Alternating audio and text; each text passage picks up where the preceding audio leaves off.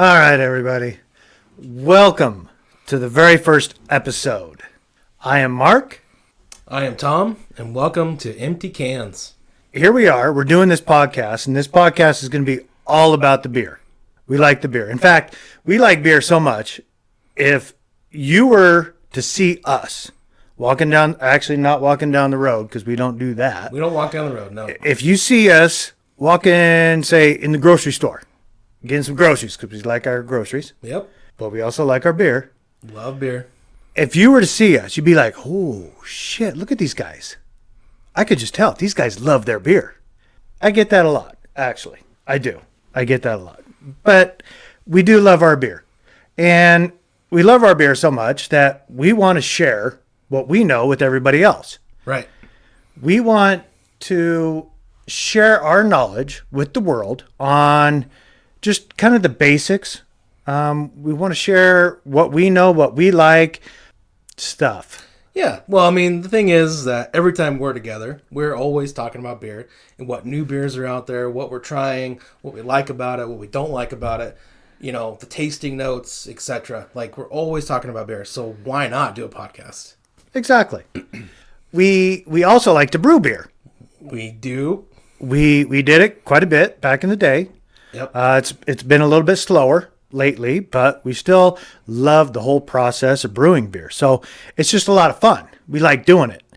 And so we want to share our knowledge. Yeah, we had a lot of trial and errors, and you know, it's good to share your information with the world because not everybody knows about beer and how it's made, and we think that it's going to be good education for everybody just to say, oh, now they know what goes into brewing beer. And then they can be more educated, like when they're tasting the beer as well. Like, hey, these are the subtle notes I'm tasting and whatnot. So, Yeah, you don't want to look like a noob. right? Yeah, Complete noob. Right. But just for everybody's knowledge, we're just two regular guys. We have no Regular guys. Yep. we don't work in the industry. Nope. We don't do any of that kind of stuff. We're just two regular guys that like groceries and beer.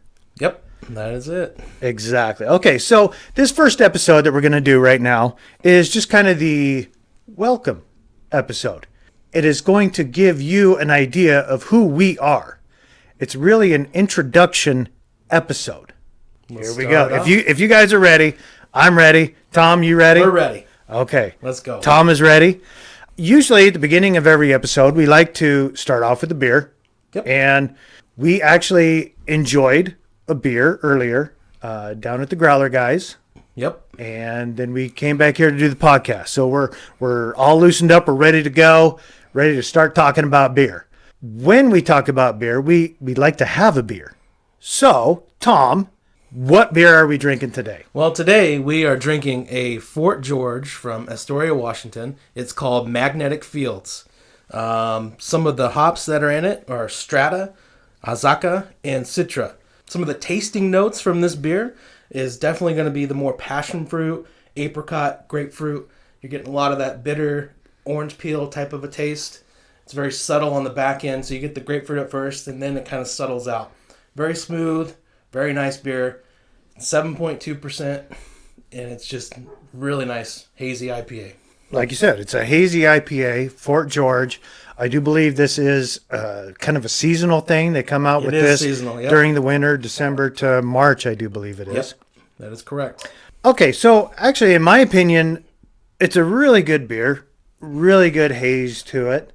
I get a lot of the citrusy notes for sure. I mean, that's hands down by far the biggest of what I taste. One thing about this one is an unfiltered beer. It is unfiltered. So, for those who don't know, when a beer is unfiltered, you get quite a bit of gunk. That's the technical term for it. I mean, probably not the technical term. It's like a bunch of trub. That's our technical term for it, but yes. Yeasty junk down at the bottom. It's a bunch of yeast, and you can drink it. You can. I don't recommend it, and they don't recommend it either. No, it kind of changes the flavor of it a little bit too, and it's probably not good on your stomach. You know, it messes with your enzymes and stuff. It could mess you up a little bit. Definitely messes me up the next day. Yeah. Oh, something fierce. Yeah, anyway, very good beer. Here we are, Tom. I got you on the spot here.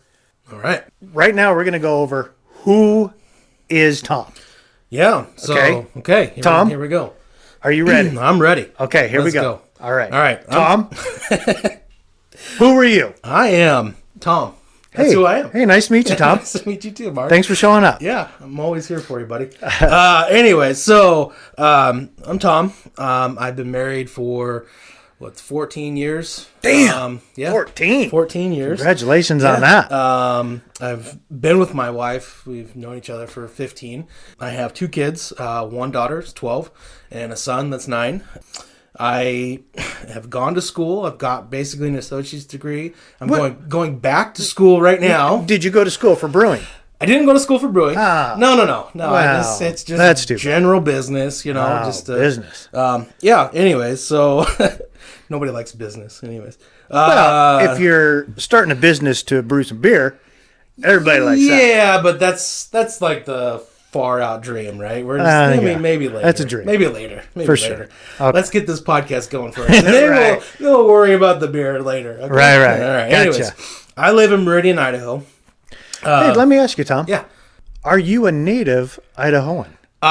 Technically, no, but I've lived here since 1992. 92. 1992.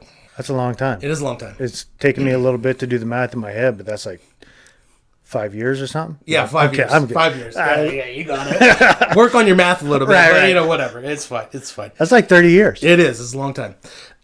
So I moved here in 92 from Germany, actually.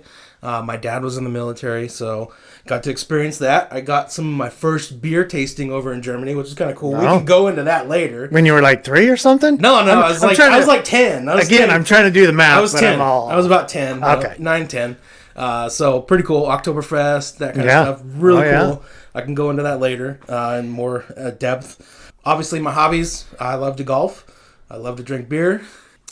I love to watch football. Love football. Football's is on football right now. season. Yeah, so we're watching football in the background here. And then as far as beer education goes, I owe all that to Mark. Mark kind of got me started. He kind of showed me the ropes of the brewing and kind of took off from there. And then I bought my own equipment and started brewing my own beer. So that's about it. What about you, Mark? Well, Let's talk about you. all right, it's my time. I am a native Idahoan.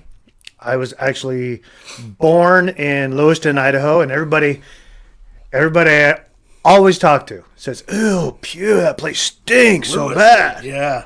Well, Potlatch is right next to Lewiston, and it's a paper mill, and it does put out a pungent odor. However, when you're born there, you don't ever smell it. It's kind of like Nampa, the beef factory, right? I mean, Exactly. Right? Exactly right. You're used to it. You're used to it. It's fine. Right. Yeah, Eventually, you get used to it. yeah right. No big deal. So I was born there. I grew up there a little bit, moved to Twin Falls, lived there for a little bit, moved to Boise, then back to Twin, and I got the hell out of there. I wasn't going to say anything. Came back. but, you know. Yeah. I had to come back to Boise because I love Boise. I am married. I have been married for a really long time, since 2003. Yeah, that's like 5 more years than me. Right. I know. It's crazy. That's crazy. It Yeah. is crazy. I got one girl. She is 12. Same age Just as my like, daughter. yeah, just like yours. And I have a unique situation where my mother-in-law lives with me. Yeah. That is pretty awesome. I could almost sense the sarcasm in your voice there. I mean, I don't know. Some days. Yeah. Some days. That's all I can say. I mean, she's a great lady. Love She is. having her here. She is just one of the best. She's always so giving and looks out for everybody else. Absolutely. You know, I don't mind it at all. I mean, we opened our doors and welcomed her in, and we're loving it. I will just say that some days, obviously, I can just say that with my wife too. That's Some very days, true. Some days, my wife, ooh, and my kid, my 12-year-old. Your 12-year-old, the sassy one out there. Exactly. So, I've been to all different kinds of schools. I've been to all different kinds of colleges. I do have an associate's degree. That's about as far as I went. It was not in beer brewing, unfortunately. I like to golf. I like to fish, and I like to brew beer. Like to drink beer too. I do. That's like a hobby, is to It drink kind of beer. is a hobby. Yeah, kind of. Yeah, kind of. Yeah. So anyway, let's move on. Okay, so right. here we are, Mark and Tom. Now you guys are starting to get to know us. Mm-hmm. Tom, when did you start drinking craft beer? Oh man, let's see. I think it was around 2008, 2009. Whew. I probably started more with the stouts and the porters.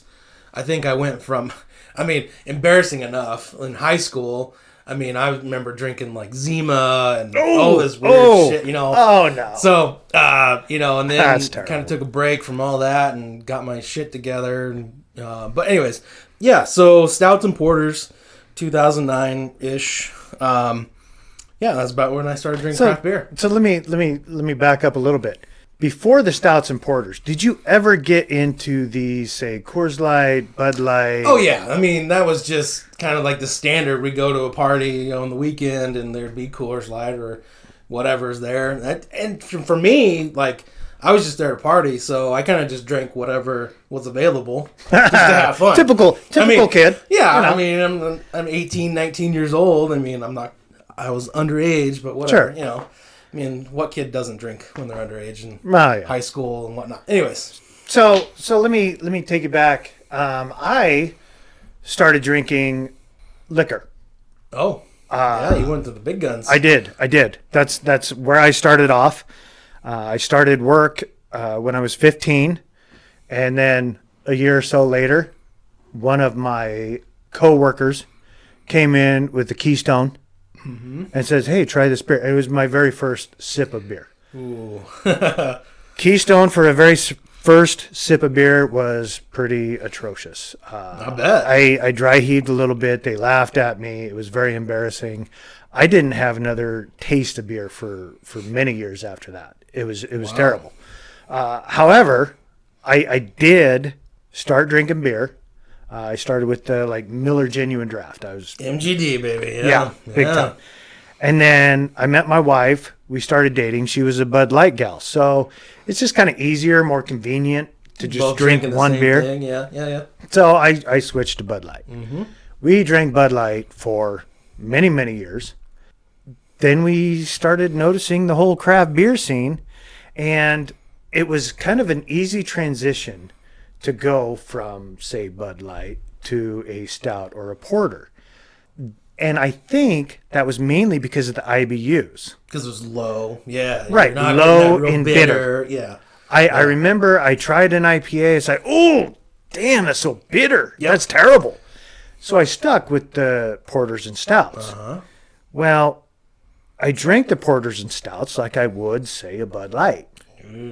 Which, You probably regretted it a little bit. exactly. One particular night, my wife and I, we go out, we go downtown, and I remember I went to 10 Barrel, and I didn't look at the percentage of alcohol. Uh-huh.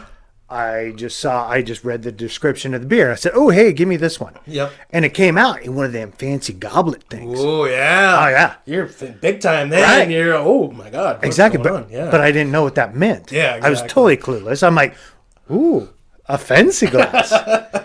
Did you sip it with your pinky out a little bit? I did. Okay, I did. yeah, Because I gotta play the part. Yeah. But the waitress, when I said that, she says, "Ooh, well, yeah, because that's a fancy amount of alcohol in it." Oh, damn. And that just went right over my head. I Yeah, just kept drinking it like it was a Bud Light. So, Yep. so it, needless to say, was not a good evening. And then that kind of turned me off of the whole stouts and porters. Uh-huh. And that's kind of when I started slowly getting into the IPAs. Well, IPAs are kind of an acquired taste. Like, you gotta have to build up your tolerance. Like, if you first go from a stout to an IPA, it's gonna be a big, drastic change. You're gonna get hit with this big flavor bomb in your mouth, and you're gonna go, "Ooh, gosh, man, really need to take it easy on it and kind of slow your way into it because it's very acquired. You Right. have to acquire it. It's very bitter. Very bitter. You can't go from something like chocolatey, coffee Yeah, smooth yeah. to something so bitter. Right. And I did, but my wife, it took her a little bit longer. She started drinking the craft beer pilsners. Pilsners, yep. And we found a few that she really liked. Laughing Dog. Laughing Dog, yeah. 219er. 219er, yep. Loved the 219er. Yep. Drank that for years. Fred Meyer had that. It seemed like they always had it in stock. They did. So it was great to have that. She really enjoyed it.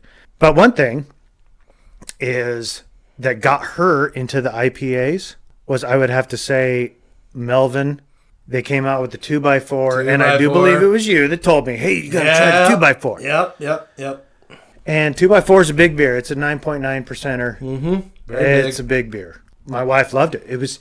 It's over 100 IBUs. It is. But it is so well balanced. There's no way you would be like, oh my gosh, this is a bitter beer.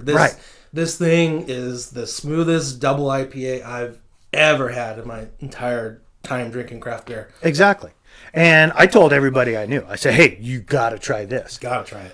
In fact, just like a month ago, I told my neighbor, I said, hey, you got to try this. And I brought him over a 12-ounce can of 2x4. Mm-hmm. He popped the top of that and drank it in like 3 minutes. Oh, man. He drank it like it was a PBR. Yeah. Normally he drinks what PBR. He drinks, right? But he loved it. He's like, ooh, that is some good stuff. I said, well, yeah, you got to be careful because it's 9.9. Right. He's like, ooh, damn. So anyway. Going off on a tangent here. We got to get back to totally went off on a tangent. Here. Yeah. Okay, let's anyways, bring it back in. Reel it in here. So after all of that, yep. I mean, it's kind of looking like you are favoring now the IPAs. Is that your preference? Is that what you like right now? Yeah, so I would even further elaborate that. So IPAs for sure, but the subgenre of IPAs, I'd call it a hazy IPA. That is my you're getting specific. Absolute favorite right Okay, now. Hazy IPAs. And hazy IPAs came on scene, I don't know, just a few years ago, not too long ago. Maybe 4 or 5, maybe. Not too long ago. Not too long ago. Yep. For me, I was a little skeptical at first. I'm like, hazy, come on. It's just a fad. Yeah. Actually, I don't think it's a fad anymore. It's not a fad. No. Yeah, it's here to stay. It is here to stay. And I do like my hazies, but don't get me wrong, I really do like a good, well-balanced IPA. Yep. Those are really good, too. They are. I think one of the ones that I'm kind of digging right now is Georgetown's War Child. Yep, that one is really good. That one's really good. A lot from Georgetown seems to be pretty good. I don't think I've had an IPA that's terrible from them. Everything's really good, well-balanced, very flavorful. So, yeah, I enjoy it. What was it exactly that made you start drinking the craft beer?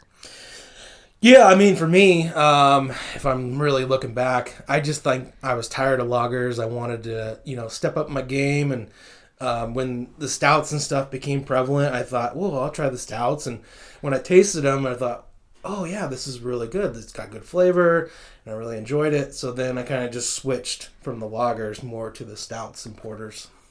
So it wasn't just, hey, I grew a beard, so now I got to start drinking craft beer. No, No, not at all. The beard has nothing to do with craft beers. It just keeps your face warm. It's just part of it, and now it's like it's a staple. My wife won't let me shave it off, so yeah, I do understand that. Yeah, she said don't do it, otherwise you're out of the house. So. Oh yeah, yeah. During the pandemic, at the very beginning, I thought, okay, I'm working from home now. Nobody's going to see me, so I did shave off my chin. I typically I have a goatee, and I've had it since 2000 and actually 1998. Oh wow! Is when I started growing We're the going goatee. way back, yeah. Oh yeah, way back. At the beginning, I thought nobody's gonna see me, so I shaved off my chin. First time since 1998. And I shaved it off. I kept the big handlebar mustache type of thing. Yeah, I remember seeing a picture of this. I remember seeing a picture. I think I still have it on my phone, actually. So, yeah. My wife thought I looked like a pedophile. Not too good. She doesn't want me to ever do that again. I'm kind of done. You're done. Yeah, I'm done. I keep the goatee. Every once in a while, I'll grow out the beard just for fun. But then again, my wife kind of picks on me for having white patches in my beard. It looks like sometimes it looks like I don't even have I'm not as gray as you, but I do have some gray hair in my beard, and I have some in my head, too. My wife always points it out. Every time we're, like, in the kitchen doing stuff together, she's always like, looking up at my head or my beard, and I can always tell, and she's always got to make fun of it. So, But, whatever. yeah, I don't see it. I mean, for me, I'm like 75% gray. I'm not seeing too much. I said, there's only a couple, but I am younger than you. You are quite a bit younger than me. Yeah. I mean, you just Not just a quite kid. bit. I mean, yeah, come just a on kid. now. Not just a few years. It's fine. I was probably a legal age when you were going to grade school. Whatever. You're so full of shit. Okay, probably not that bad. Jeez. Okay. Anyway, let's move on. Come back. What about you? What got you into drinking craft beer? It was just the boom. Yeah. I mean, there was a big boom. Honestly, I never really did care for the Bud Light. I do remember that sometimes when I actually worked with my father-in-law for quite some time, and we would, after work, hit the beer store, and he would urge me to get a beer. A lot of times I would just get a Bud Light or something like that. Well, every once in a while he bought one for me, and it was Ice House. Remember the Ice House or the Red Dog? Yeah. And those at the time, that was like the I don't want to say craft beer because it wasn't really craft beer, no, but not really. it was like the ale. Yeah. just something different. Something different. Yep. Those were actually pretty good. But like I said, the boom hit, and all of a sudden these beers are like so easily accessible. Yeah. And you can go out and get them, and there's something different. And I think that's kind of what drew me in. That's what made me want to drink craft beer. And once I actually started drinking the craft beer and getting to know it a little bit better, it's like, okay, well, I'm gonna support local. Absolutely. Yeah. And I hit a lot of the local joints, and I really, really loved the beer. And I just kept doing that, and it kind of just kept growing and growing and growing. I do believe it was you that kind of was urging me to try new stuff all the time. Absolutely. I mean, I kind of got on the rut. I was like, you did. I'm like, all right, don't talk to me if it's not Dagger. Yeah, exactly. If it's not Dagger Falls, yep. Screw you. I remember I'm out. those days. Yep. No. Or there were other local beers that I just was really dedicated to, and you're just like, hey, no, try this one. I didn't even know there was other beers around. Actually, I did, but I mean, I just really focused on local. But then you kind of opened my eyes to some of the other breweries that are nearby in the Pacific Northwest that are actually pretty good. Yep, they are good, and I think part of the deterrence too, probably for you, is the price too. Because if you think of like how much more expensive some of these beers are at the time when it was booming, like here locally, to bring those in, it was costing so much money for distribution. They were putting everything in big 22-ounce bombers, which is adding cost. You know what I mean? So at the time, like a Melvin IPA bomber was like, I don't know, $6-7, something like that. And you're going, oh man, that's just way too expensive. And oh yeah. I mean, so anyways. So speaking of cost and things like that, it seems like cost is going up in craft beer all the time. Absolutely. The one cost that is not going up is kind of your domestics, your Coors Light, Bud Lights. Sure. The one thing, my mother-in-law, she really likes Coors Light. She's liked it ever since she was, very little. So she loves the Coors Light. So one weekend, I actually go to Costco, and she says, hey, when you're at Costco, can you pick me up a 30-pack of Coors Light? Because it's super cheap. Right. Yeah. And it's super cheap at Costco. Yeah, I bet. I wasn't too happy about that. I was a little bit put out. You're like worried about walking out of Costco with a 30-pack of Coors? Exactly. Yeah, I don't want to do who's that. going to see me? Oh, my God. That's embarrassing. So I went. I'm like, they probably don't even have it. So I went, and they had it. It was big 30-pack. And it was pretty cheap. I bet it was. A lot cheaper than craft beer. Yeah, absolutely. A lot cheaper.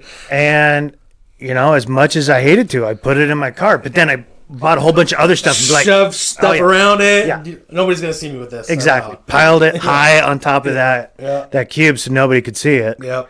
I just not too long ago, my wife tells me to go to the store, asks me to pick up some tampons when I'm doing some grocery shopping. Oh, okay.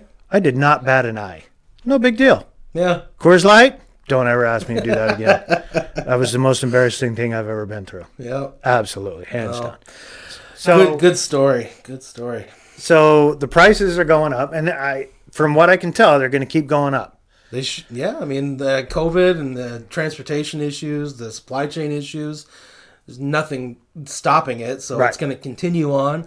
And, these companies are not afraid to pass on the costs. So No. they're going to keep passing it on, and everything's going to keep going up. So And as much as I hate it, I'm probably going to pay for it probably, because it's good beer, yeah. and I do like my good beer. Yep. Like we mentioned before, we are both home brewers. Yes. Do you remember when you started home brewing? Whoa, man. I think my first batch was like spring of 2013. Okay. Yeah. Okay. I think I started in 12, Okay. Yep. That and makes sense. that was an absolute shit show. Well, I mean, you got to learn, right? Well, and that's the thing. It was like the night before. I look up on the interwebs, Yep. and I'm like, okay, how do you brew beer? And then the next day, I go out and I buy a couple kettles and shit, and I bring it all home, and I buy all the stuff, and I'm like, okay, I'm brewing beer. And then I start to go to do it, and it's like, oh, what am I doing? Yeah. I'm missing all kinds of stuff, and I ended up brewing on my stovetop. Okay. Yep. Not a good idea. My wife, love my wife. She was helping me out as much as she could, but homebrew on a stovetop was just absolutely horrendous. That is not the way to go. The batch was drinkable. It was drinkable, Okay. but it wasn't that great. Very, very embarrassing. But you got to start somewhere, right? But it showed you, like, it's really in depth and it has a big, complex process. Like, you got to follow the steps exactly right. And the better the equipment you have, the better the beer's going to be. right. And it's not just boiling some water and throwing some grains hell in it, no. and then No way. throwing some hops in it, and then Yeah. wait a couple days, Voila. and all of a sudden you got beer. Wave the wand and, it's done. It's ready to go. Yeah, Right. I know. It's not like that. Yeah. Actually, my very first batch, it just killed me to wait as long as I had to wait. It's surprising how long it takes. It- It really is. And I could have minimized the time by kegging my stuff, but I've always bottled. I didn't spend the extra money to actually buy kegs and things Right. like that to do it. And at this point, I wish I would have, but it's too late. Too late for that. Yep. Yep. I'm a bottle guy. Me too. Tom, you have a nickname. I And- do have a and nickname. You got this nickname because of one of your first batches. Tell me about your nickname. Yeah, so my nickname is Tim, and part of the reason why is we brewed. Mark helped me brew it. It was one of my first Well, ones. maybe you shouldn't blame me too much. I'm not blaming. I'm Okay. saying you're helping Okay, me. okay, It's not keep- your fault. This is my fault. Okay, keep going. Anyway, so it was a black IPA at the time. I enjoyed IPAs, and I thought, ooh, it'd be really cool to mix the coffee and the stout with the IPA because that's kind of what it is, right? Anyways, so we brewed this batch at Mark's house. We got it in. I think Mark let me borrow one of his whatever it's called.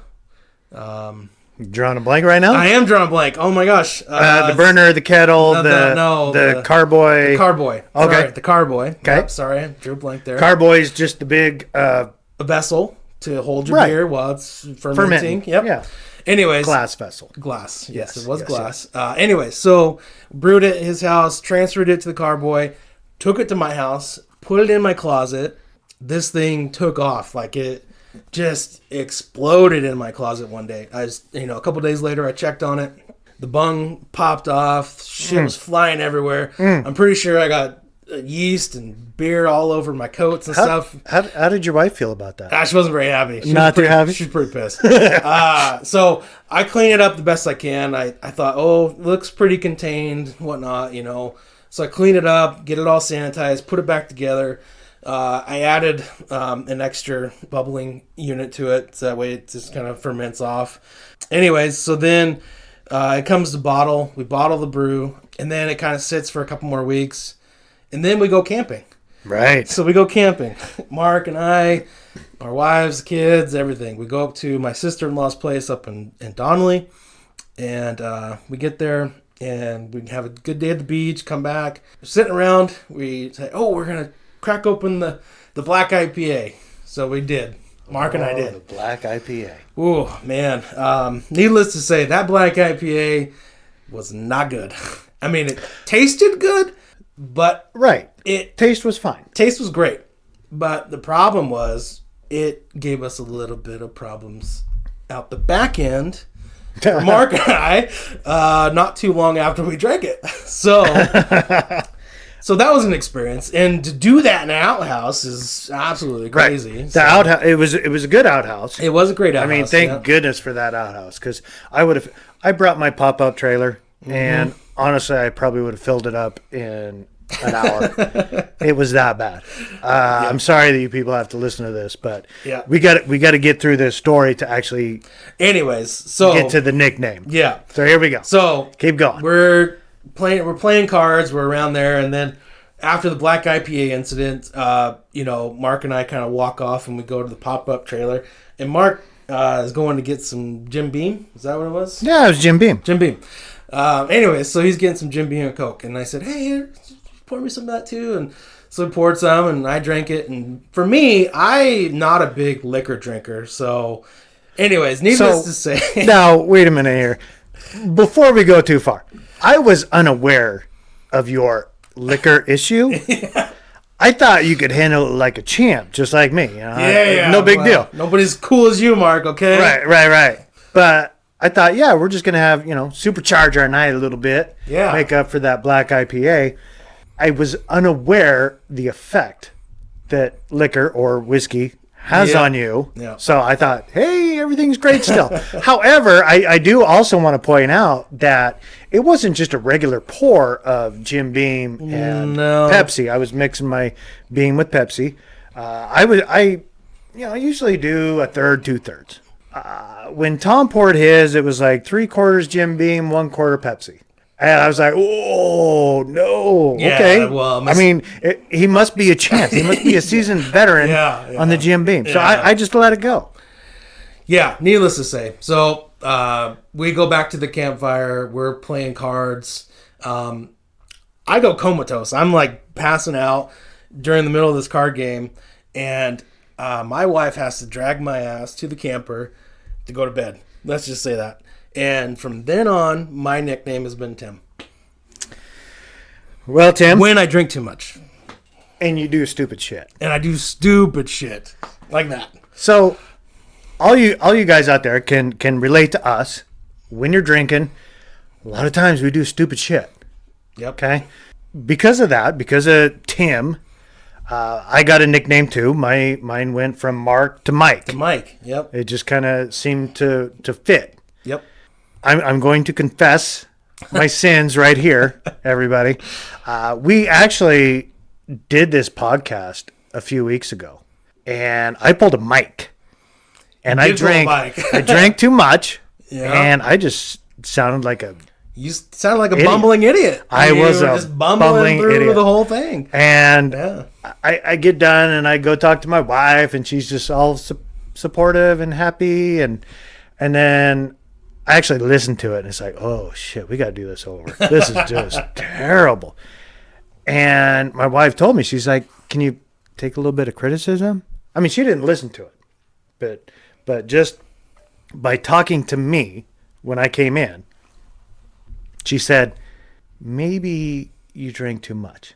Mm-hmm. And sometimes when my wife gives me criticism, I don't take it too well. Yep, I get that. Well, I mean, that when she said that, it's like, oh, you are so right. I mean, Yeah. I knew that before she even said it. That was just ridiculous.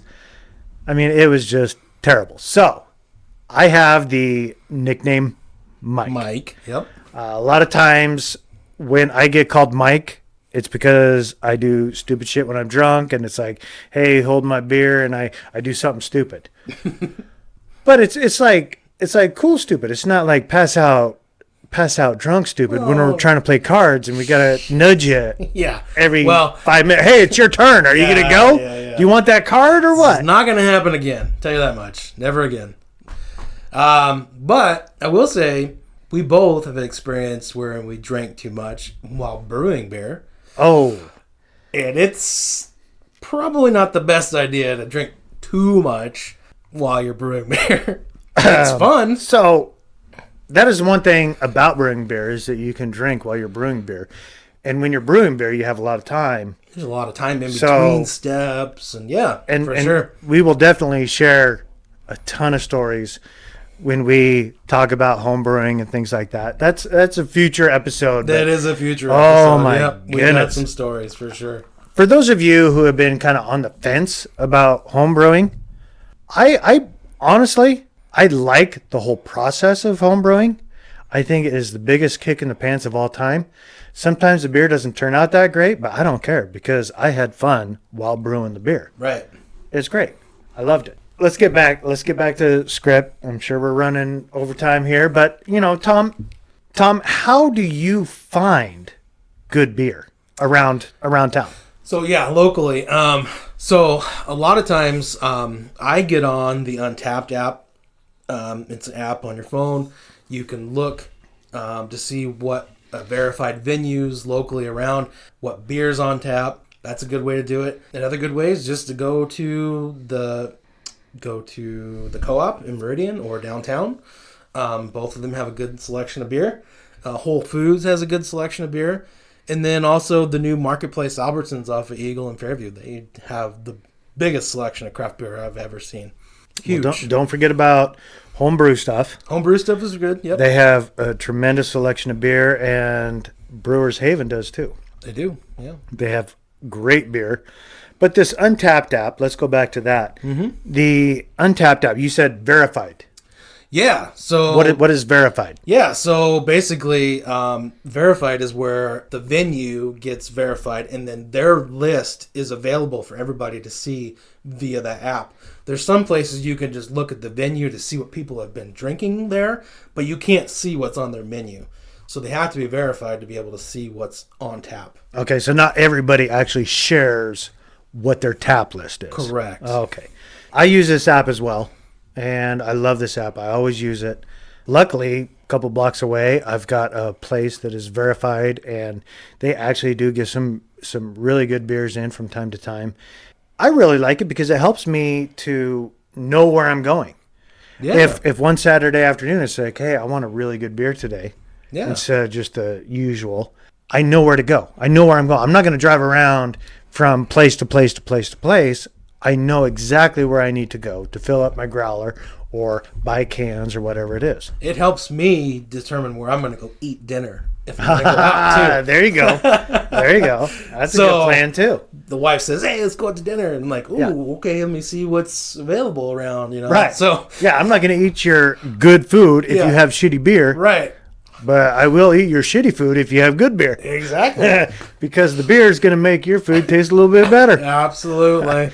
Oh, yeah. I totally get that. So there is also another app that is out there called Tavour. Tavour, yeah. Have you done the Tavour app? I've downloaded it. I've looked at it. I've not purchased anything from it. I know you have. I have. So I've done the Tavour. You download the app, and probably 3 or 4 times a day, they put up a beer. And there's a limited amount of beer for that one time. Mm-hmm. And you can put it in a cart, and they will take it. But this is like beer from all around the country, right? Everywhere. Totally across the country. Stuff you can't even get here. Right, exactly. Distribution. I got a lot of beer from New York, Connecticut. Mm-hmm. I did get some from Ohio, Texas, Oklahoma, things like that. It's all over the country. And you can pick which beers you want, which ones you don't want. If you don't want it, you don't click on it. If you do want it, you choose how many you want, and then they put it in a box, and then at certain times, they will ship it to you. If, say, you start a box and you've only got a few cans in it and your shipping date is coming up, you can delay that shipping date. You can get a big order. I will tell you this, the one downside to that is it's a lot of money. They're expensive. You're paying premium price Yeah. for a beer. I mean, I get it. Typically you can't get this beer anywhere else because it is in Oklahoma or whatever. But you are paying a little bit. Now, in my case, my wife, I know, would say, hey, actually, when my box came to the door and was delivered and I start Yeah. pulling out all these random cans, she's like, whoa, whoa, whoa. What the hell are you doing? How much did that cost us? Yeah. And I can honestly say, I don't know. Because it just goes to your credit card, right? Exactly. Yeah. It goes to my credit card Yeah. and it charges me as I put them in my box. Uh-huh. And when you get the invoice, it doesn't give you a grand total. Oh. Yeah. A little tricky there. So- a little tricky. Yeah. I can honestly say I spent a lot of money. But you had some beer good that beers, way. though. You know there what? was some pretty good beer. I mean, There was some decent beers. There's a couple out of Connecticut that were fantastic, dynamite. Yeah. But there were some that were just okay. Yeah. It's like I can just get okay here. I mean, Sure. there's enough breweries around here now that it'll just be okay, you know? Yeah. I don't need. So I stopped doing that taboo rap. I did like it while I was doing it, but I'm not going to be doing it anymore. It cost me a little bit too much. I'll be honest. Yep. A little too much money. Yep. I can't put a number on it. I'm not because- going to ask you to either, because I mean Right. that's your Well, own finances. I mean, and that was the whole idea is to, I can't put a number to it, honey, because I don't know. And she was okay with it. She never really did dig in after that. So you better not let your wife listen to this podcast. Nah, she won't. It's in the past, I guess. Yeah, it's that's fine.